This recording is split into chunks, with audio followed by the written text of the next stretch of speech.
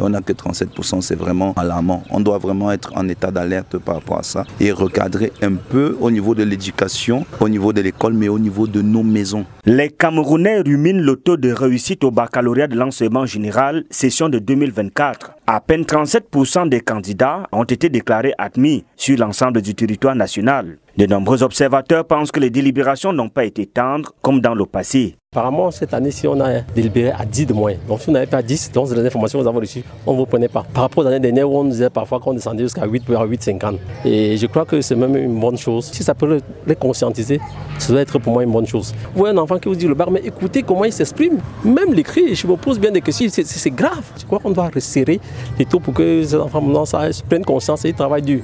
37%, suffisamment ridicule pour un pays comme le Cameroun où les autorités mettent tout en œuvre pour l'épanouissement des élèves, malheureusement inconscients selon la communauté. Les élèves sont plus très conscients parce que si je prends un peu notre temps, quand on faisait ces examens, on était vraiment conscients. De nos jours, les enfants jouent trop.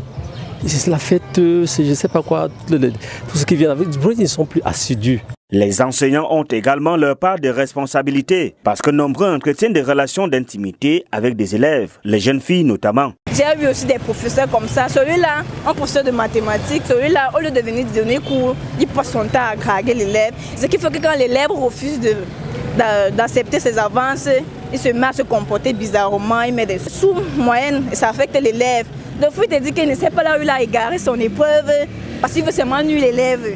Ça dérange aussi. Et les parents alors? On a des parents qui vont plus en guéguerre avec les enseignants au lieu d'éduquer leurs enfants réellement. Parce que aller à l'école et venir dire par exemple aujourd'hui que vous avez frappé mon enfant, vous avez mis mon enfant dehors, vous avez fait ceci, alors que c'est le propre enfant, quand il rentre à 2 heures, on ne lui dit rien, il y a un problème. On a un problème d'éducation chez nous, dans nos maisons.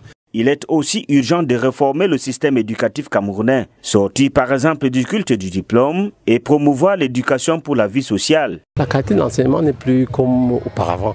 C'est vrai quand vous dites, on dit que c'était votre époque. À l'époque, par exemple, au Cameroun, il y avait ce qu'on appelait la colle au BPC. C'est-à-dire quand vous travaillez, vous avez moins de 5 mois, on vous refuse pour 2 ans. Mais de nos jours, vous voyez un enfant qui est de la 6e en terminale sans niveau. Et puis on appelle ça aussi la promotion collective, voilà le terme.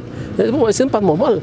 Le taux de réussite au baccalauréat de l'enseignement général a difficilement baissé comme tel au Cameroun. Il y a un an, ce taux de réussite était à près de 76%.